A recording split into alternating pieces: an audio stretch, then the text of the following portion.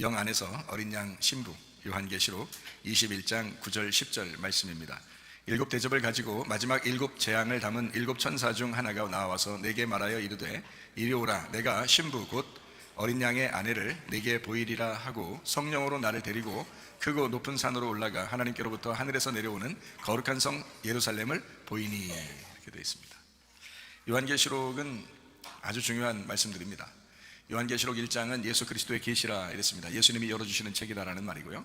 2장 3장에는 일곱 교회, 일곱 등잔대에 대해서 나옵니다. 이제 성령이 교회들에게 하시는 말씀을 귀 있는 자는 들을지어다 라고 했고, 이기는 자에게는 주님의 보상을 반드시 주시겠다라고 하는 그런 말씀을 하고 있습니다.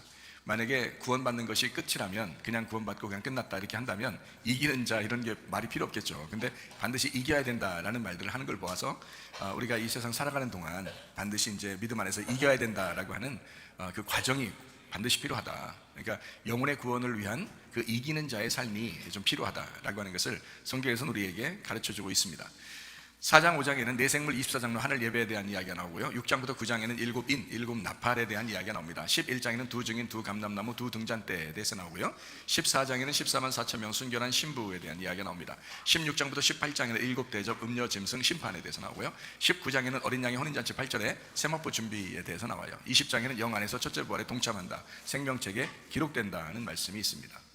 21장, 22장에는 새 예루살렘 생명나무 주님을 기다림 아멘 이렇게 되어 있죠. 특별히 이제 20장, 21장, 22장에는 요한계시록 19장 다음에 나오는 장인데요. 요한계시록 19장이 뭐가 나오냐면 어린 양의 혼인잔치가 나와요.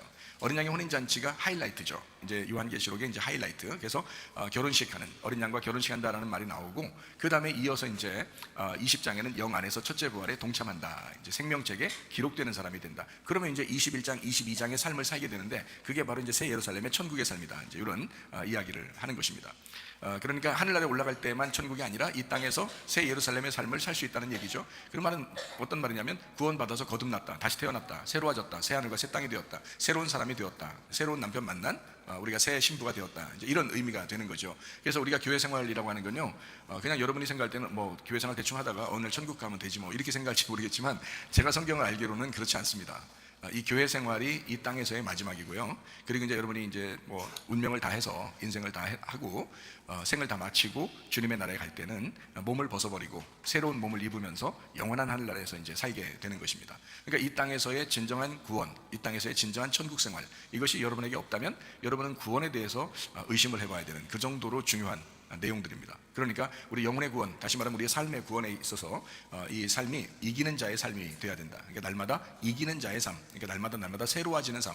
그래서 결국 새 사람의 생활, 그리스도 안에서의 새 사람의 생활, 새로운 남편을 만난 새 신부의 삶, 새 예루살렘의 삶, 이것이 교회의 삶이고요. 굉장히 중요한, 음부의 권세가 이기지 못하는, 더 이상 죽음이 없는, 둘째 사망이 우리에게 없는, 첫째 부활에 동참해서 끝까지 둘째 부활까지 가는 그런 삶을 살아가는 그리스도인들, 이게 이제 성경 요한계시록의 마무리가 되겠습니다. 아주 중요한 내용들이죠, 성경이요. 자, 오늘 요한계시록 21장 1절 말씀을 보면요, 내가 새 하늘과 새 땅을 보니 처음 하늘과 처음 땅이 없어졌고 바다도 다시 있지 않더라 라고 되어 있습니다. 새 하늘과 새 땅, 처음 하늘이 다 없어지고 처음 땅이 없어지고 새 하늘과 새 땅이 되었다 라고 하는 그 말씀은 바다가 없다, 이제 특징이요, 바다가 없는 땅이다. 땅은 부활의 땅이다라고 하는 거죠. 바다에서 부활한 그 땅을 이야기하는 거고, 그래서 부활의 삶을 살게 되었다. 새 사람, 새 하늘과 새 땅이 된 새 사람은 부활의 삶을 살게 되었다라고 하는 그런 의미가 되겠습니다. 요한계시록 21장 2절의 말씀에 보니까요, 내가 보매 거룩한 성 새 예루살렘이 하나님께로부터 하늘에서 내려오니 그 준비한 것이 신부가 남편을 위하여 단장한 것 같더라라고 되어 있습니다. 거룩한 성 예루살렘이라고 되어 있습니다. 거룩한 성 예루살렘. 그러니까 새 예루살렘은 거룩하다라고 하는데, 거룩하다는 말은 깨끗하고 구별되고 구분된, 정결한 그런 새 예루살렘을 의미합니다. 그러니까 이것이 이제 언제 이루어지는 거냐는 지금이라고 하는 겁니다. 지금. 그래서 지금 그 새 예루살렘이 지금 우리에게 온다라는 그런 말씀이거든요. 그러니까 여기에 있는 말씀은 뭐 어느 날 뭐 올 거야라는 것도 아니고, 옛날에 왔었어 이런 말도 아니고요. 지금 계속 오는 것을 말하는 거예요. 그래서 지금 오늘 오고 내가 내일 이제 내일을 살아가면 또 내일 그날 오는 거죠. 이렇게. 그래서 날마다 새 예루살렘이 나에게 내려온다라고 하는 그런 의미의 말씀들입니다. 이렇게 보면 이제 하늘 뜻이 이 땅에 이루어진다, 하늘의 원함이 이 땅의 원함으로 이루어진다라는 말씀하고 같은 내용이라고 여러분에게 설명을 한 바 있습니다. 하나님의 뜻이 이 땅에 이루어지려면 하나님의 뜻이 어떤 거라고요? 우리는 뭐 금방 나와야 돼요. 하늘의 뜻이 무엇이에요? 하나님의 뜻이 무엇입니까? 하나님의 뜻은 예수님이에요. 하나님의 뜻은 예수님이라 예수님이 다 이루셨단 말이에요. 그럼 이루시고 난 다음에 그분이 하나님이 되셨어요. 그럼 그 하나님, 그 예수님, 그러니까 그 하나님이라는 그 예수님의 뜻은 뭐예요? 교회예요. 그래서 하나님이 그리스도를 통해서 교회를 세운다는 것이 성경의 완성이라고요. 그러니까 늘 우리는 이거를 잊어버리면 안 됩니다. 왜냐하면 성령님이 오신 그 목적을 사람들이 이제 헷갈려해요. 성령이 오신 목적, 그러니까 성령 오신 목적 뭐 으쌰으쌰하는 그런 게 성령 오신 거라고 사람들이 착각하거든요. 근데 아니 성경 전체적으로 보면 성령님이 오신 목적은 교회를 세우는 것이었습니다. 그러니까 예수님이 십자가 못 박혀 돌아가시고 부활하시고 난 다음에 하나님의 영이 성령이 우리에게 임하시면 교회가 세워지는 것이에요. 그게 목적이에요. 목적이면 그거 세워놓고 끝난다? 그리고 다 세워놓고서 성령이 떠나요? 아니에요. 같이 있거든요. 그래서 그걸 임마누엘, 영원히 함께 하겠다라고 하는 그 이름이고요. 그리고 이제 거기에 함께하는 이유가 있습니다. 그 목적, 성령님이 우리와 함께 죽을 때까지 있는 목적이 뭐예요? 하나님 말씀을 알게 하는 겁니다. 하나님을 알게 하는 거예요. 그러니까 안다는 것은 두 가지를 안다는 거죠. 먼저는 뭘 안다고요? 나를 알고, 그 다음에 하나님을 알고, 이러려고 성경이 있는 것이다 라고 하는 얘기죠. 자, 무슨 말인지 아시겠죠? 그러니까 성령님이 오신 목적을 헷갈려 하지 마시라고요. 그러니까 항상 하나님의 뜻이다, 그리스도의 뜻이다, 교회를 세우신 분이 성령님이다. 성령의 뜻이 뭐냐? 성령의 목적, 성령의 뜻이 뭐냐? 나를 알게 하고 하나님을 알게 하는 것이다. 이게 하나님의 뜻이라고. 그러니까 너희가 하나님의 뜻대로 행해야 청구한다 그러죠. 주여 주여 한다고 청구하는 게 아니다. 말로만 주여 주여 한다고 청구하는 게 아니라 아버지의 뜻대로 해야. 그 아버지의 뜻이 어디 있어요? 성령님의 뜻이라고요. 그 성령님이 하나님 아버지거든요. 그 성령님의 뜻대로, 그 성령님의 뜻이 어디 있다고요? 교회에 있다고요. 그 성령님이 뭘 원하신다고요? 무슨 목적을 가지고 일하신다고요? 나를 알게 하고 하나님을 알게 해서 나를 하나님의 나라로 인도하는 분이 성령님이십니다. 그러니까 성령님의 목적을 정확하게 알고 살아가면 되는데, 이거를 이제 계속 반복해서 여러분이 잊어버리지 않도록 그렇게 하셔야 합니다. 그러니까 하나님의 뜻은 뭐라고요? 그리스도의 뜻은 뭐라고요? 성령님, 교회라고 하는 것입니다. 그래서 성령님을 통해서 교회를 세우는데 그 안에서 뭘 하게 한다? 나를 알게 하고 하나님을 알게 하는 거다. 그게 성령님이 오신 목적이다. 그거를 빼놓고 막 으쌰으쌰 하다 보니까 다 까먹어버리는 거예요. 이거를. 그러니까 말씀을 너무 귀한데 그 귀한 말씀을 거룩한 말씀, 거룩한 진주라고 생각하지 못하고 그냥 막 자기 마음대로 살면서 으쌰으쌰만 하면 되는 줄 알고 그렇게 한다. 그건 그리스도인들이 아닙니다. 그건 그리스도인의 삶이 아니에요. 그리스도의 삶, 다시 말하면 성령님의 뜻대로, 아버지 하나님의 뜻대로 행하는 자라야 청구한다. 그래서 그 부분에서는요, 하나님 아버지의 뜻대로 행하는 자를 청구한다라고 하는 그 부분에서는 뭐라고 나오잖아요. 사람들이 뭐 선지자 노릇하고 병을 고치고 뭐 예언하고 뭐 다 이렇게 한다 할지라도 하나님께서는 내가 너를 도무지 알지 못한다 그런다는, 내가 너희를 도무지 알지 못한다. 주여 주여 한다고 다 청구하느냐? 아니다. 아버지의 뜻대로 행하는 자라야 청구한다. 그러니까 아버지의 뜻이 무엇인지 발견해야 될 거 아니에요. 성경 전체를 통해서 아버지의 뜻이 뭐라고요? 그리스도라고요. 그리스도의 뜻이 뭐라고요? 교회라고요. 그래서 그리스도와 교회를 목적으로 성경을 쓰셨다. 그것 때문에 성경이 쓰여진 거고 하나님과 우리가 있는 거거든요. 그러니까 여러분 교회 안에서 뭘 발견해요? 성령님을 통해서, 성령님이 진리의 성령이니까 진리의 성령 우리를 진리 가운데 인도하셔서 하나님을 알게 하는데 나를 먼저 알게 해서 회개하게 한다. 나를 먼저 알게 해서 나를 찢고 나를 회개시키고 나를 죽이고 그리고 예수로 부활하게 해서 그리스도의 사람, 다시 말하면 하나님 아버지의 아들 되게 만든다라고 하는 것이 성경의 목적입니다. 분명하게 우리가 아셔야 돼요. 그걸 언제, 옛날에 했다? 나중에 할 거다? 이런 게 아니라 지금 계속 그 뜻이 내려오고 있다. 그 뜻이 계속 지금 오고 있다. 오늘도 그 뜻이다. 오늘도 그 말씀이다. 이런 얘기예요. 날마다 여러분이 교회 와서 어떤 말씀을 들으셔야 돼? 그러니까 하나님의 뜻을 들으셔야 되죠. 그리스도의 뜻을 들으셔야 되죠. 성령님의 목적을 들으셔야 되죠. 그거예요. 날마다 듣고 있잖아요, 우리가. 그래서 복음으로 계속 날마다 매일 우리 설교할 때마다 설명을 하는 거예요. 그걸. 왜냐하면 머리에 박히도록, 마음에 박히도록 계속해서 그 복음을 잊어버리지 말라고 하는 거죠. 그게 진짜 지혜로운 여자거든요. 지혜로운 남자, 지혜로운 여자. 저기 뒤에 애기가 예수님 만났다 그래서 예수님 뭐라 그러니까 지혜로운 여자가 되라고 그랬대요. 아 그래, 나도 예수님 만나봤는데 뭐라고 하시긴 하시던데 너도 예수님 만났구나 그렇게 얘기했죠. 만약에 예수님 만났던 예수님이 어리석은 여자가 되어라 이렇게 해서 이거 마귀 만난 거죠. 그런데 지혜로운 여자 되라고 그랬대요, 자기한테. 그래서 제가 오늘도 만나면서 너 지혜로운 여자지 이렇게 말했죠. 참 감사해요. 자, 요한계시록 21장 3절 말씀입니다. 내가 들으니 보좌에서 큰 음성이 나서 이르되 보라, 하나님의 장막이 사람들과 함께 있으며 하나님이 그들과 함께 계시리니 그들은 하나님의 백성 되고 하나님은 친히 그들과 함께 계신다. 임마누엘, 어린 양 되신 예수님 만나서 임마누엘 하시겠다, 우리와 함께 하시겠다, 그런 말씀입니다. 요한계시록 21장 4절 말씀입니다. 모든 눈물을 그 눈에서 닦아주시니 다시는 사망이 없고 애통하는 것이나 곡하는 것이나 아픈 것이 다시 있지 아니하리니 처음 것들이 다 지나갔습니다. 이렇게 말씀했습니다. 눈물을 닦아주시며 우리의 사망과 슬픔과 울부짖음, 그 괴로움, 그 고통, 그것을 다 닦아주시는 하나님, 그 주님이요. 여러분 이 세상 살아가는 동안에 참 부모라고 하는 어깨가 얼마나 무겁습니까? 제가 부모가 되어 보니까 참 어깨가 무겁더라고요. 부모라는 그 단어 자체가 어깨가 무거운 거더라고요. 참 고생 많이 했습니다, 저도. 그러니까 우리 어머니는 또 얼마나 고생 많이 하셨겠어요. 철없는 저를 목사까지 돼서 이렇게 사역하게 하고, 저희 형님도 목사로서 주일 감당하게 하고, 또 저희 큰 누님이나 작은 누님이나 다 사역자를 하게 해서, 또 매형도 목사님으로서 일하게 하시고, 이게 참 보통 분은 아닌 거예요. 저희 어머님이 이 부모라는 그 책임, 그 무게라고 하는 건 굉장합니다. 제가 부모가 돼 보니까 알겠더라고요.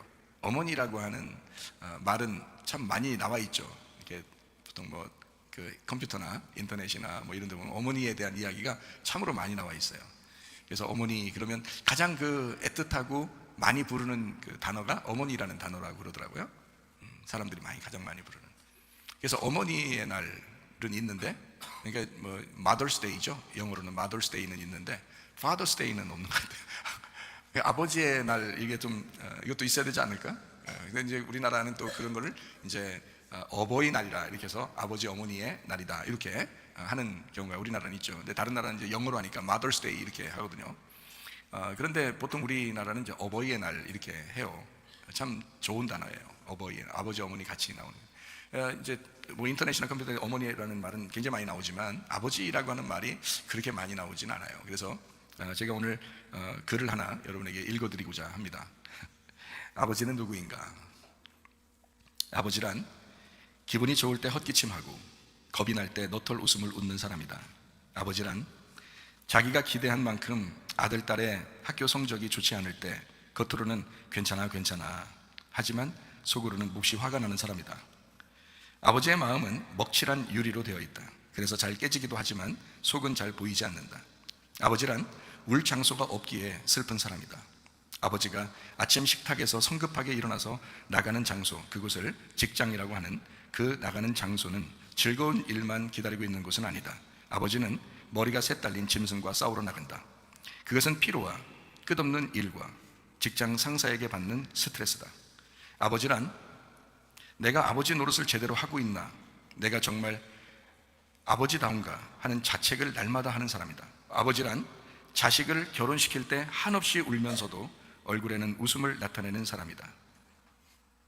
아들, 딸이 밤늦게 돌아올 때 어머니는 10번 걱정하는 말을 하지만 아버지는 10번 현관을 쳐다본다. 아버지의 최고 자랑은 자식들이 남의 칭찬을 받을 때이다. 아버지가 가장 꺼림칙하게 생각하는 속담이 있다. 그것은 가장 좋은 교훈은 손수 모범을 보이는 것이라는 속담이다. 그래서 억지로 지키려고 하면 할수록 스트레스를 받는다. 아버지는 자식들에게 그럴듯한 교훈을 하면서도 어느 때는 이 점에 있어서 늘 미안하게 생각도 하고 남모르는 컴플렉스도 가지고 있다. 아버지는 이유 없는 오해를 받기도 한다. 그 이유는 아들, 딸들이 나를 닮아주었으면 하고 생각하면서도 나를 닮지 않아주었으면 하는 생각을 동시에 하기 때문이다. 아버지에 대한 인상은 나이에 따라 달라진다. 그러니 그대가 지금 몇 살이든지 아버지에 대한 현재의 생각이 최종적이라고 생각하지 마라. 아버지란 돌아가신 뒤에도 두고두고 그 말씀이 생각나는 사람이다. 아버지란 돌아가신 뒤에야 보고 싶은 사람이다. 아버지는 결코 무관심한 사람이 아니다. 아버지가 무관심한 것처럼 보이는 것은 체면과 자존심과 미안함 같은 것이 어우러져서 그 마음을 쉽게 나타내지 못하기 때문이다. 아버지의 웃음은 어머니의 웃음의 2배쯤 농도가 진하다. 울음은 10배쯤 될 것이다. 아들, 딸들은 아버지의 수입이 적은 것이나 아버지의 지위가 높지 못한 것에 불만이 있지만 아버지는 그런 마음에 속으로만 운다. 아버지는 가정에서 어른인 체를 하지만 친한 친구나 마음이 통하는 사람을 만나면 마냥 소년이 된다. 아버지는 어머니 앞에서는 기도도 안 하지만 혼자 차를 운전하면서는 눈물을 흘리며 큰 소리로 기도도 하는 사람이다. 어머니의 가슴은 봄과 여름을 왔다 갔다 하지만 아버지의 가슴은 가을과 겨울을 오고 간다. 딸과 아들이 생기니 아버지가 되어 있더라. 문득 창밖을 보니 아버지라는 산이 없어졌다. 주님 만날 날을 기대하며 뚜벅이처럼 걸어갔기 때문이다. 아버지도 기력이 쇠하여 늙어간다. 이 세상 아버지들의 무게란 아버지, 뒷동산의 바위 같은 이름, 시골 마을의 느티나무 같은 크나큰 이름이다. 그 길을 아들이 또 걸어간단다. 눈물이 난다. 어머니에 대한 이야기들은 참 많이 있지만 아버지에 대한 이야기들은 많지 않습니다. 그럼에도 불구하고 저는 이제 아버지가 일찍 돌아가셔서 참 많이 그리웠습니다. 아버지가 돌아가시고 난 다음에 참 많이 그리웠고, 그래서 그 충격으로 제가 몸이 아프고 그랬었습니다. 그래서 아버지에 대한 그리움, 좀 더 오래 사셨으면 내 인생이 어땠을까, 좀 바뀌고 그러지 않았을까, 좀 편안하게 살지 않았을까, 뭐 이런 생각도 해봅니다. 아버지 돌아가시고 난 다음에 인생이 너무 많이 힘들었어요. 저도. 그러니 어느덧 저도 아버지가 됐어요. 그리고 자녀들을 이제 키우고 하다 보니까 참 많이 힘들고 어렵고 고통스럽고, 왜냐하면 처음 가는 길이니까, 아버지라는 길이 처음 가는 길이니까 힘들죠. 뭣도 모르고 가야 되니까, 그러면서도 책임을 져야 되니까 힘들죠. 근데 어떻게 살다 보니까 이제 어느덧 나이도 먹어가고, 이제 저도 아버지를 따라가야 될 그런 이제 시간이 점점 다가오고 있으니까, 참 어떻게 내가 살아왔나, 또 앞으로 어떻게 남은 인생을 살아갈까 생각들을 해봅니다. 이 세상에 있는 아버지 어머니들이요, 정말 수고 많이 하고 계십니다. 당신들이 있는 것만 해도 그것은 자녀들에게 아름다움입니다. 그러니까 부모님들은 화이팅 하시고 계속 앞으로도 그 눈물을 하나님께서 씻어주시는 날, 여러분의 수고는 하나님이 다 기억하실 것입니다. 요한계시록 21장 5절 말씀입니다. 보좌에 앉으신 이가 이르시되 보라 내가 만물을 새롭게 하노라 하시고, 또 이르시되 이 말은 신실하고 참되니 기록하라 하시고 라고 되어 있습니다. 만물을 새롭게 한다. 새롭게 한다는 말 여러분 아시죠? 근데 새롭게 한다는 거예요. 이게 창조한다, 완수한다는 의미인데요, 그게 언제 하냐면 지금입니다. 그러니까 지금 새롭게 만들어간다는 뜻입니다. 그러니까 오늘도 우리가 오늘 살아간다면 오늘 새롭게 만드는 거고요, 내일 우리가 또 내일이 와가지고 우리가 내일 살아가고 있다면 그날 또 오늘 새롭게 하는 것입니다. 그날이 오늘이 돼서. 그러니까 지금을 얘기하는 거예요. 지금 새롭게 한다라는 말이거든요. 그러니까 여러분이 나 옛날에 엄청 새로워졌었어 그런 말 의미 없어요. 지금 지금 형편없지만 앞으로 새로워질 거야 이런 것도 그런 말 아니에요. 성경은 그게 아니고 지금 만물을 새롭게 한다라고 되어 있습니다. 지금 너를 새롭게 할 거야. 너희 모든 주변 환경을 다 새롭게 할 거야. 그러니까 오늘이 그날 되기를 바랍니다. 오늘이 그 새로운 날, 참 놀라운 날이 되길. 요한계시록 21장 6절 말씀입니다. 또 내게 말씀하시되 이루었도다. 나는 알파와 오메가요 처음과 마지막이라. 내가 생명수 샘물을 목마른 자에게 값없이 주리니 라고 되어 있습니다. 다 이루었도다 라고 되어 있습니다. 그래서 다 이루었다는 말, 예수님 십자가 못 박혀 돌아가시면서 다 이루었다 그랬어요. 그 다 이루었다라고 하는 건 알파가 되신 것을 다 끝내서 오메가가 됐거든요. 그러니까 알파와 오메가, 시작과 끝이 되고 처음과 마지막이 됐어요. 그러니까 성경은 이미 완성이 된 거예요. 예수 그리스도를 통해서 이미 완성이 됐어요. 그 완성된 책을 우리는 보고 있는 거죠. 근데 성경에서는 두 가지를 같이 함께 설명해요. 선악과하고 생명나무를 하나의 나무라고 설명하고요, 이혼 증서하고 결혼 증서를 하나의 증서라고 설명을 합니다. 그러니까 이혼이 확실하게 되면 그게 결혼하는 거야 이런 얘기거든요. 그럼 누구하고 이혼해야 된다는 거예요? 나하고 이혼해야 된다는 뜻이거든요. 나하고 이혼해야 된다. 그러면 누구하고 결혼해야 된다? 어린 양 대신 예수님하고 결혼해야 된다는 거예요. 새 신랑 만나는 거죠. 그러니까 나하고 이혼하고 나하고 이혼하는 게 그게 예수님 만나는 거예요. 그러니까 이혼 증서가 결혼 증서인 거죠. 나하고 이혼하면 어린 양 대신 예수님을 만나게 돼 있어 이런 거죠. 그러니까 이혼 증서가 결혼 증서가 되는 거다라는 그런 말이죠. 형이 동생이 된다 뭐 그런 말씀입니다. 자, 요한계시록 21장 7절 말씀입니다. 이기는 자는 이것들을 상속으로 받으리라. 나는 그의 하나님이 되고 그는 내 아들이 되리라. 잘 생각해 보세요. 요한계시록 21장 22장은 새 예루살렘, 새 하늘과 새 땅에 대한 이야기입니다. 그렇죠? 그러면 새 하늘과 새 땅, 새 예루살렘인데 여기에 뭐가 나와요? 이기는 자는 이라고 되죠. 이기는 자는. 그러면 왜 이기는 자라고 나와요? 싸우니까 그런 거예요. 그럼 싸우니까 그래요. 누구랑 싸워요? 우리가 예수님하고 싸우는 건 아니잖아요. 누구랑 싸워요? 이 세상과 싸우고 짐승과 싸우고, 그렇죠? 666하고도 싸우고, 그죠? 그러니까 마귀하고도 싸우고 귀신들하고도 싸우고, 결국 누구하고 싸우면 그것들이 다 나에게 역사하는 것들이라고요. 그러니까 나하고의 싸움이라고요. 결국에는, 그렇죠? 그 싸움에서 네가 이기면 그러죠. 이기는 자는 이것들을 상속으로 받으리라 라고 되어 있고요, 나는 그의 하나님이 되고 그는 내 아들이 된다 라고 되어 있습니다. 여러분, 자기하고의 싸움에서 지는 사람들 보면요, 제가 특징을 보니까 승질을 많이 내더라고요. 승질을 많이 내요. 그러니까 승질을 자꾸 내는 사람들은 어떤 사람이에요? 이긴 사람이에요? 지는 사람이에요? 지는 사람이에요. 승질 내면 옆에 사람이 가만히 있죠. 막 승질 내니까 이쪽 옆에 사람이 가만히 있어요. 그러면은 자기는 그냥 이긴 줄 알거든요. 이 땅에서 승질 내면 자기가 이긴 줄 알아요. 근데 하나님의 입장에서 볼 때는 어때요?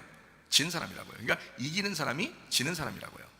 근데 이 땅에서 지는 사람이요, 이기는 사람이에요, 하늘나라에서는. 그러니까 성경에서도 그런 말이죠. 요한복음 9장에 보면 너 눈 뜨면 죄인이다 이렇게 말하죠. 눈 떠 있으면 죄인이다. 근데 눈을 감고 있으니까 죄가 사라졌다 이렇게 말해요. 그러니까 눈을 감고 있으면 죄가 사라졌다. 자, 소경이니까 죄가 없는 거다라는 얘기고요. 실로암 연못가에 이제 예수님께서 말씀하시는 그런 얘기들이거든. 그 소경을 놓고 다른 사람들에게 얘기하는 그런 장면입니다. 너희들이 눈 떴다고 그러니까 너희들은 소경이야. 죄가 있어 그대로. 근데 이 소경은 눈을 감았잖아. 그러니까 죄가 없는 거야. 이렇게 말해요. 완전 반대로 얘기하는 거잖아요. 그런데 이제 성경을 지금 예수님께서는 정확하게 아시니까 땅에 있는 얘기들을 하는 게 아니고 하늘에 있는 말씀을 얘기하는 거예요. 하늘에 있는 말씀들을. 그러니까 하늘에서는 어떻게 된 거냐? 이기는 자는 사실 이 땅에서 진 자야. 이 땅에서 진 사람이 하늘에서 이긴 사람이야. 근데 이 땅에서 이긴 사람은 어떻게 될까? 하늘나라에 올라가면 진 거야, 그게 하늘나라에서는. 그러니까 승질 자꾸 부리지고 자기 이기려고 그렇게 자기 자존심 하여튼 자기를 건들면 하여튼 뭐 가만 안 놔도 자기를 건들면 좀 건드려 주면 안 되나? 좀 서로 얘기 좀 해요. 그 남편한테 얘기 좀 하고 아내한테 얘기 좀 하고. 그래서 당신 나 좀 건드려 줘봐. 나 승질 좀 한번 돋궈봐. 내가 승질 내나 안 내나 좀 확인 좀 한번 해볼게. 승질 좀 한번 돋궈보라고 해보세요. 그러면 이게 승질 나나 안 나나 한번 확인 좀 한번 해보셔. 아마 승질 돋구는 게 아니라 승질 나는 자존심 상하는 말만 한마디만 던져도 승질 팍팍 낼 거래요 아마. 그런 사람들 많아요. 교회 다녀도 그래요. 교회 다녀도. 그러니까 교회 다닌다고 해서 진짜 이긴 사람들이 아닌 것 같아요. 영적으로 이겨야 되거든요. 하나님의 아들 되려면 화평해야 된다고요. 화평해야 하나님의 아들 되잖아요. 화평을 만들어야 돼요. 피스메이커가 돼야 돼요. 화평을 만드는 자가 하나님의 아들 된다고 그래야 돼요. 그럼 화평해야 되는데 그러면 연합이라고. 연합, 하나됨. 그러니까 하나 되려고 하는 사람들이 하나님의 아들 된다. 그러니까 상속자는 어떻게든 하나님의 아들 된다는 거예요. 하나님의 아들 되는 그 상속자가 이기는 자라고요. 그러니까 어떤 사람이 하나님의 아들 된다고요? 화평케 하는 자. 그렇잖아요. 그러니까 연합하고 하나 되려고 하는 사람. 그러니까 승질 안 내고 싶어 하죠. 자존심 안 부리고 싶어 하죠. 왜냐면 가정도 교회도 화합하고 목장도 화합하고 이렇게 연합하려고 하는 마음들이 근본적으로 생겨나야 되거든요. 왜냐면 그리스도가 들어왔으니까, 성령님이 들어왔으면, 그죠? 이기는 자를 만들어야 되잖아요. 영적으로 이기는 사람 만들려니까 그 사람이 이 땅에서 자기 자존심에 무너져야 되고요. 그죠? 자기가 좀 진자가 돼야 되죠. 그래야 이기는 자가 되잖아요. 영적으로는. 그렇게 돼야 되는데 화평케 하지 않고 연합하지 않고 하나 되지 아니하고 자기 승질 다 부리고 금방금방 자존심 상했다고 그러고 뭐 시험 들었다고 그러고 상처받았다고 그러고. 그게 왜 그러면 자기 자존심 건드렸다는 얘기거든요. 쉽게 얘기해서. 그죠? 자기 자존심 건드렸다는 얘기예요. 그럼 그 자존심 좀 누가 건드려주면 안 되냐 이 말이에요. 그 자존심 좀 누가 건드려주면 그걸 통해서 자기를 점검해 볼 수 있는 거잖아요. 근데 제가 알기로는 교회 다니는 사람들 대부분이 자존심 건드려서 그거로 시험해보고 자기 자신을 점검해보고 이런 사람은 거의 없는 것 같아요. 자존심 건드려주면요 그냥 나가 떨어져 버립니다. 대부분 그래요. 10중 8구 한 명 정도는 남아있을 거니까, 한 명 정도는 뭐 이기는 자가 있을 거니까 화평케 하고 하나 되려고 그러고, 그래도 자기 목이 날아가고 뭐 이런 사람들이 한 명 정도 있을 거니까 10중 8구입니다. 자존심 건들면요 자존심 상했다고 화가 나고 승질 나고 상처받았다고 그러고 시험 받았다고 합니다. 자존심 건드려져요. 그 문제가 좀 있습니다.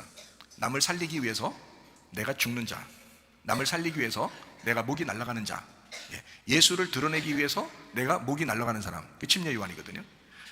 침례 요한의 목이 잘리자 예수님이 나타났거든요. 이해가 되셔요? 예수님이요 침례 요한 살아있을 때는 예수님이 활동을 못해요. 침례 요한이 죽어야 예수님이 활동하기 시작하는 거예요. 침례 요한의 목이 잘리고 예수님이 나타난다 이거예요. 그럼 여러분도 마찬가지죠. 여러분의 목이 잘려야 예수님이 나타나죠. 그렇잖아요. 그러니까 남을 살리기 위해서, 예수를 살리기 위해서, 부활한 예수를 드러내기 위해서 내 목이 잘려진 사람이 이긴 자죠.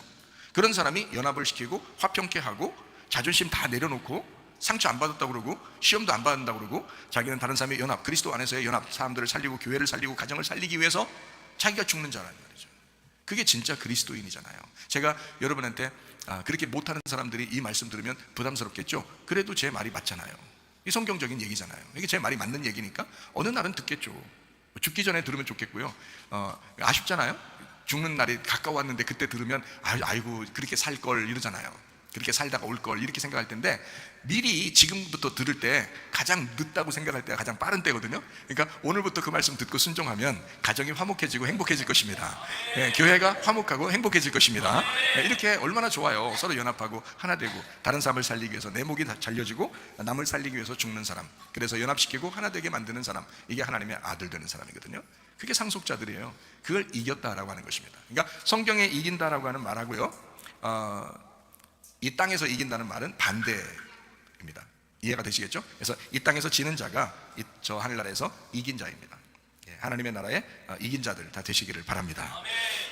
요한계시록 21장 8절 말씀입니다. 그러나 두려워하는 자들과 믿지 아니하는 자들과 흉악한 자들과 살인자들과 음행하는 자들과 점술가들과 우상 숭배자들과 거짓말하는 모든 자들은 불과 유황으로 타는 못에 던져지리니 이것이 둘째 사망이다라고 되어 있거든요. 여기 이제 이 말하고 비슷한 내용이 요한계시록 22장에 나와 있는데 한번 찾고 가보죠. 요한계시록 22장 15절 말씀에 있습니다. 거기에 뭐라고 되어 있냐면요, 개들과 점술가들과 음행하는 자들과 살인자들과 우상 숭배자들과 거짓말을 좋아하며 지어내는 자는 다 성 밖에 있으리라 이렇게 되어 있거든요. 그러니까 요 말하고 요한계시록 21장 8절 말씀하고 같은 말씀이죠, 그죠? 예, 성 밖에 있는 것이 둘째 사망이고요, 쫓겨나는 것입니다. 그러니까 한마디로 말하면 하나님하고 영혼이 분리가 된다 이 말이에요. 성 밖에 쫓겨난다. 그러니까 이 교회에 있으면 교회하고 연합을 해야 돼요. 여러분 그 안에서 하나가 돼야 됩니다. 가정이면 가정 안에서, 또 교회면 교회 안에서 연합하고 하나가 되셔야 되거든요. 이게 성이에요. 이게 새 예루살렘 성이거든요, 여러분. 여러분이 하늘나라의 새 예루살렘 성이라고 생각하고 가는 것은 죽어야 가는 거고, 그 전에 성경을 읽으면서 요한계시록 21장 22장을 읽으면서 여러분이 만약에 새 예루살렘 성이다, 어디라고 여러분 얘기하겠어요? 어디라고 여러분이 죽기 전에 얘기한다면 어디라고 얘기하겠어요? 교회예요, 교회. 여기서 쫓겨난다 그러면 밖에 벗어나는 거예요. 어떤 사람이 벗어난다고 되어 있어요? 요한계시록 22장 15절에 어떤 사람이 벗어난다고요? 개들, 점술가들, 음행하는 자, 살인자, 우상숭배자, 거짓말 좋아하고 지어내는 자. 이거 거기서 벗어나게 된다는 거예요. 하나님하고 분리가 된다는 겁니다, 이게요. 근데 이거를 요한계시록 21장 8절에는 어떤 사람이라고 나와요? 두려워하는 자들, 믿지 않는 사람이다. 흉악한 자, 살인자, 음행하는 자, 점술가, 우상숭배자, 거짓말을 하는 모든 자. 이런 사람들은 둘째 사망에 던져진다잖아요. 그럼 여러분 어때요? 하여튼 여러분은 어느 날 이렇게 대충 살다가 어느 날 가다가 심판 받고서 지옥 가면 할 수 없는 거고, 잘하면 천국 가는 거고, 이렇게 생각하십니까? 그렇지 않아요. 성경을 여러분 잘못 보지 마시고요. 우리 교회 오면은 성경을 제대로 이제 볼 수 있도록 자꾸 열어드리는데, 성경은 뭐라고 얘기하는 거라고요? 하나님의 뜻에 대해서 얘기해요. 하나님의 뜻이 뭐라고요? 누구라고요? 그리스도라고요. 그리스도의 뜻이 누구라고요? 성령님이라고요. 성령님의 뜻이 뭐라고요? 교회 세우는 거라고요. 그러니까 교회를 세우고 나를 알게 하고 하나님을 알게 한다고요. 그게 하나님, 예수님, 성령님의 뜻이라고요, 이게. 그럼 그 뜻 말고 여러분이 의심나면 연구해야 되잖아요. 의심나면 연구해. 제발 의심 좀 한번 해보세요. 제발 의심하고 연구해서 창세기부터 요한계시록까지 12번만 딱 한번 읽어보세요, 일단. 그러면 지금 이 말이, 제가 지금 말한 하나님의 뜻, 그리스도의 뜻, 성령님의 뜻이 어떤지를 알 수 있나 모르나를 12번 정도 읽으셔보라고요, 성경을 정확하게. 그리고서 제가 말한 게 틀린 건지 맞는 건지 의심 한번 해보시라고요. 분명한 것은 우리가 하늘나라 올라가서 있는 것은 우리가 죽은 다음에 일어나는 일이에요. 그것은 그때는 성경책이 필요 없다고요. 그렇지만 지금 우리에게 성경책이 필요한데, 지금 우리에게 말씀하시는 하나님의 말씀은 하나님의 뜻대로 살기를 원하고, 그리스도의 뜻대로 살기를 원하고, 성령님의 뜻대로 살기를 원하신다고요. 그러면 그리스도가 죽으시고 부활하신 목적이 있다고요. 그게 바로 교회를 세우는 거였다고. 성령님을 통해서 교회를 세우는 거였는데, 교회를 세우고 나면 성령님께서는 여기에 목적을 가지고 있다고요. 어떤 목적? 나를 알게 하고 하나님을 알게 한다. 그러니까 서로 사랑할 수밖에 없고요, 서로 연합할 수밖에 없고, 서로 하나 될 수밖에 없는 거예요. 그거를 우리 교회에서 계속 주장을 하고 있는 겁니다, 이거를요. 그러면 뭘 주장한 거예요? 결국 목사의 이야기를, 설교를 주장하려고 했던 거예요. 하나님의 뜻을 정하려고 했던 거예요. 하나님의 뜻을 전하려고 했던 거란 말이에요. 계속해서 하나님의 뜻을 전하려고 이야기하는 거라고요, 여러분. 그러니까 여러분 하나님 말씀대로 보면 진짜 그 둘째 사망 당하지 말고, 성 밖에 쫓겨나지 말고, 첫째 부활에 참여해서, 예수 그리스도가 부활한 그 첫째 부활에 참여해서 영원히 우리가 둘째 부활까지 가는 그런 사람들이 다 되셔야 합니다. 이 땅에서 어디에서요? 교회에서요. 여러분의 가정에서요. 여러분의 마음의 양심에서요. 여러분, 제가 양심적으로, 여러분 그 말씀 한번 양심적으로 들어봅시다. 지금 제가 말하는 게 양심적으로 여러분 들려와요? 양심적으로 생각해 보시라고요. 그러니까 여러분 자기를 죽이라고요. 자기를 죽이고 남편 좀 살리라고요. 자기를 죽이고 아내를 살리라고요. 자기 주장하지 말고 상대방을 살리라고요. 내 목이 날아가야 그리스도가 나타나는 거라니까요. 그게 진짜 예수 믿는 사람이라고요. 여러분, 이해가 되시겠습니까? 그거를 전달해 달라고 주님이 저에게 말씀하시는 거잖아요, 그죠? 저에게 사명은 그거예요. 예수님을 믿으세요 라고 하는 것은 한 번 이야기할 수 있지만, 이 예수님 믿으세요 하고서 날마다 너를 부인하세요, 그리고 날마다 십자가를 지세요, 그리고 날마다 죽으세요, 그래야 날마다 부활하는 겁니다 라는 얘기는 제가 해야 되는 일이라고요. 제 사명이니까. 무슨 말인지 아시겠죠? 그러니까 제가 날마다 그 얘기를 한다고 해서 여러분이 섭섭해 이런 생각하지 마세요. 섭섭하게 생각하지 마시고 서운하게 생각도 하지 마세요. 이게 하나님 말씀이기 때문에 그렇습니다. 이게 복음이에요. 우리의 죽음과 그리스도 안에서의 부활, 이것이 복음이기 때문에 그렇습니다. 자, 요한계시록 21장 9절 말씀입니다. 7 대접을 가지고 마지막 7 재앙을 담은 7 천사 중 하나가 나와서 내게 말하여 이르되 이리 오라, 내가 신부 곧 어린 양의 아내를 내게 보일 것이다 라고 했습니다. 예수 그리스도 어린 양, 그분이 누구냐면요, 교회예요. 어린 양 대신 예수님이 교회라고요. 여러분, 교회 안에 예수님 있고요, 예수님 안에 교회가 있어요. 그래서 어린 양 예수님하고 교회하고 같은 거예요. 제발 이해하세요. 제발 이 말씀이니까 이해하세요. 어린 양 예수님이 교회고요, 교회가 예수님, 어린 양 예수님이에요. 그래서 서로 하나가 된 거예요. 그러니까 예수 그리스도 그리고 교회, 이것이 지상낙원입니다. 예수님이 천국이니까. 잘 생각해봐요. 그게 천국 낙원이라고요, 이게. 그러니까 하늘나라 어느 날 가서 천국 낙원에 들어가야지 하는 거는 죽으면 가는 거고요. 지금 이 지상 낙원은 뭐냐면 교회예요. 그리스도의 교회, 예수 그리스도라고 하는 그 교회, 이게 지상 낙원이라고요. 여러분의 가정도 지상 낙원입니다.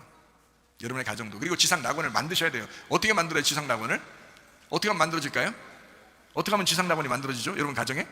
죽으면 만들어지는 거야. 아주 그냥 복음을 너무 많이 들었어. 너무 잘 들었어. 다 죽으면 만들어지는 거야. 죽으면 지상 낙원 되는 거야. 낙원 어떻게 가요? 어차피 낙원 어차피 어떻게 가요? 죽어야 가는 거잖아요. 그러니까 이 땅에서 지상 낙원을 만들려면 어떻게 해야 돼? 죽으면 만들어지는 거야.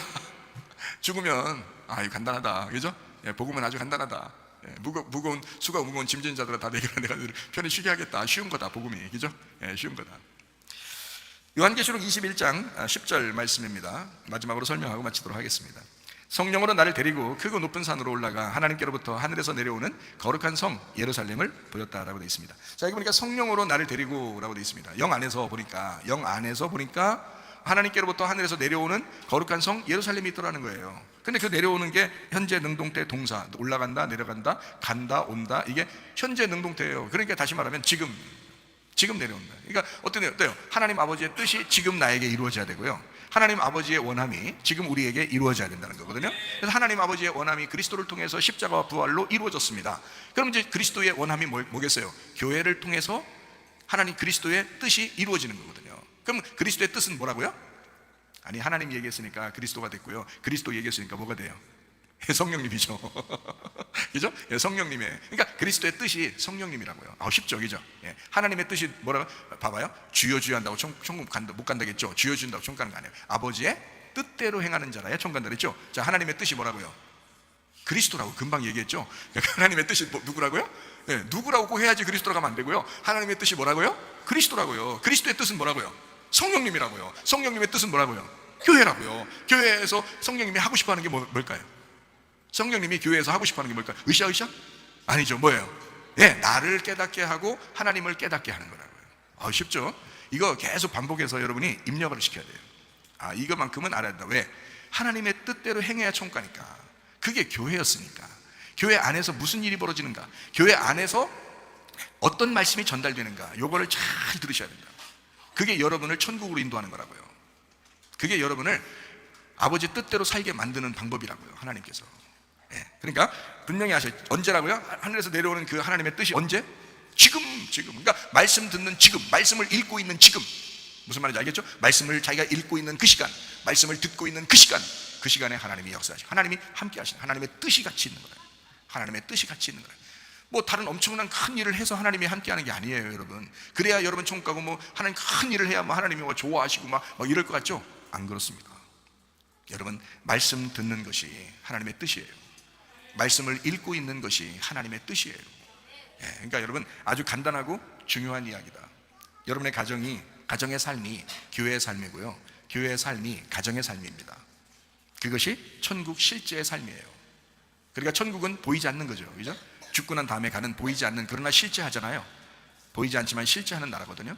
그러면 이 땅에서도 허상에 이런 거 따라다니다가 뭐 신기루나 따라다니다가 그냥 천국 오라고 하는 게 아니거든요. 실제 여기서도 오아시스 같은 물을 마셔야 하고, 실제로 여기서도 행복한 삶을 살아야 되는 거거든요. 그게 어디에? 가정의 삶에서 그게 이루어져야 된다고. 근데 어떤 집안 가보면요, 자기 자존심 세우느라고 남편을 갖다 미워하고, 자기 자존심 세우느라고 아내를 미워하고, 자기 자존심 세우느라고 그래서 싸우고, 이게 지옥이지 뭐예요. 이게 무슨 천국이에요? 생각해보세요. 자기 자존심을 내려놓고 목이 잘려나가서 그리스도가 부활해야지, 자기 속에서 그리스도가 나타나야지. 이해가 되겠어요? 교회 오시면 또 자기 자존심을 또 세우고, 교회 오래 다니면 오래 다녔다고 더 자존심을 또 세우고. 여러분, 교회를 오실 때는요, 우리 교회는 특별히 오늘 처음 나오시는 분이라고 생각 오셔요. 여러분이 우리 교회 나오실 때, 내가 오늘 처음 교회 가는데 좀 어색할 거야. 오늘 내가 처음 교회 오늘 참석한다, 이렇게 하면서 오시라고요. 그러면 여러분이 아주 교회 생활 잘할 거예요. 열심히. 그죠? 교회를 오래 다니게 하면 더 잘해야 되는데, 사람들이 자존심이 막 세워져 가지고요, 승질이 막 또 성질 내고, 그냥 자기 생각대로 안 되면 그냥 또 짜증을 내고, 이런 사람들도 있다고요. 그러면 안 된다고. 목이 잘려나가야 돼. 날마다 죽어야 돼요. 그러면 날마다 부활하는 거라고요. 그 날마다 죽는 게, 그게 날마다 이기는 거라고요. 그래서 성경에는 이기는 자는 이렇게, 그렇게 이기려면 여러분이 죽어야 돼. 목사 어떤 것 같아요? 목사 어떨 때는 불쌍하지 않아요? 안 불쌍하죠. 뭔지 모르죠. 불쌍한지 안 불쌍한지 잘 모르죠. 목사에 대해서 한번 제가 설명을 한번 해볼게요. 그리고 마치도록 하겠습니다. 목사도 눈물이 많은 사람입니다. 목사도 슬퍼요. 아버지만 슬픈 게 아니에요. 목사도 슬퍼요. 어머니들만 눈물이 많은 게 아니에요. 목사도 눈물이 많아요. 제가 아버지란 누구인가, 아버지는 누구인가를 목사는 누구인가로 바꾸어서 한번 이야기해 볼게요. 목사 마음을 조금 더 이해할 수 있지 않을까 생각이 들어요. 그래서 일부러 한번 얘기해 보는 겁니다. 목사란 기분 좋을 때 헛기침하고 겁이 날 때 노털 웃음 웃는 사람이다. 목사란 자기가 기대한 만큼 성도들의 믿음 성적이 좋지 않을 때 겉으로는 괜찮아 하지만 속으로는 몹시 화가 나는 사람이다. 목사의 마음은 먹칠한 유리로 되어 있다. 그래서 잘 깨지기도 하지만 속은 잘 보이지 않는다. 목사란 울 장소가 없기에 슬픈 사람이다. 목사가 아침 식탁에서 성급하게 일어나서 나가는 장소, 그곳을 교회라고 한다. 그 나가는 장소는 즐거운 일만 기다리고 있는 곳은 아니다. 목사는 머리가 셋 달린 짐승과 싸우러 나간다. 그것은 피로와 끝없는 일과 성도들에게 받는 스트레스다. 목사란 내가 목사 노릇을 제대로 하고 있나? 내가 정말 목사다운가? 하는 그런 자책을 날마다 하는 사람이다. 목사란 교인을 홀로서기 만들 때 한없이 울면서도 얼굴에는 웃음을 나타내는 사람이다. 성도가 교회 결석할 때 교회는 10번 걱정하는 말을 하지만 목사는 10번 현관을 쳐다본다. 목사의 최고 자랑은 성도들이 남의 칭찬을 받을 때이다. 목사가 가장 꺼림칙하게 생각하는 속담이 있다. 그것은 가장 좋은 교훈은 손수보범 보이는 것이라는 속담이다. 그래서 억지로 지키려고 하면 할수록 스트레스를 받는다. 목사는 늘 성도들에게 그럴듯한 교훈을 하면서도 어느 때는 이 점에 있어서 늘 미안하게 생각도 하고 남모르는 컴플렉스도 가지고 있다. 목사는 이유 없는 오해를 받기도 한다. 그 이유는 성도들이 나를 닮아 주었으면 하고 생각하면서도 나를 닮지 않아 주었으면 하는 생각을 동시에 하기 때문이다. 목사에 대한 인상은 나이에 따라 달라진다. 그러니 그대가 지금 몇 살이든지 목사에 대한 현재의 생각이 최종적이라고 생각하지 말라. 목사란 돌아가신 뒤에도 두고두고 그 말씀이 생각나는 사람이다. 목사란 돌아가신 뒤에야 보고 싶은 사람이다. 목사는 결코 무관심한 사람이 아니다. 목사가 무관심한 것처럼 보이는 것은 체면과 자존심과 미안함 같은 것이 어우러져서 그 마음을 쉽게 나타내지 못하기 때문이다. 목사의 웃음은 교회 웃음의 2배쯤 농도가 진하다. 울음은 10배쯤 될 것이다. 성도들은 목사의 교회 크기가 작은 것이나 목사의 지위가 높지 못한 것에 불만이 있지만 목사는 그런 마음에 속으로만 운다. 목사는 교회에서 어른인 체를 하지만 친한 친구나 마음이 통하는 사람을 만나면 마냥 소년이 된다. 목사는 교회 앞에서는 기도도 안 하지만 혼자 차를 운전하면서는 눈물을 흘리며 큰 소리로 기도도 하는 사람이다. 교회의 가슴은 봄과 여름을 왔다 갔다 하지만 목사의 가슴은 가을과 겨울을 오고 간다. 성도들이 생기니 목사가 되어 있더라. 문득 창밖을 보니 아버지라는 산이 없어졌다. 주님 만날 날을 기대하며 뚜벅이처럼 걸어갔기 때문이다. 목사도 기력이 쇠하여 늙어간다. 이 세상 목사님들의 무게란 목사님, 뒷동산의 바위 같은 이름, 시골 마을의 느티나무 같은 크나큰 이름이다. 그 길을 아들이 또 걸어간단다. 눈물이 난다. 여러분, 우리가 그리스도의 삶을 산다는 것은 그리 행복한 일만 있는 것은 아닙니다. 그럼에도 불구하고 교회에서 이 생활하는 것이 우리에게, 또 가정에서 생활하는 것이 우리에게 슬픔과 또 기쁨, 또 괴로움과 고통과 어려움, 그렇지만 또 행복함, 또 아름다움, 이런 것들이 함께 어우러져 있거든요. 그러니까 하늘나라, 저 하늘나라만 생각하고 이 땅에서는 지옥처럼 살아가는 가정과 교회가 되지 말고 이 땅에서 천국 같은 가정, 천국 같은 교회로 살다가 주님 만나시기를 바랍니다. 어린 양의 신부, 우리는 영 안에서 어린 양의 신부들입니다.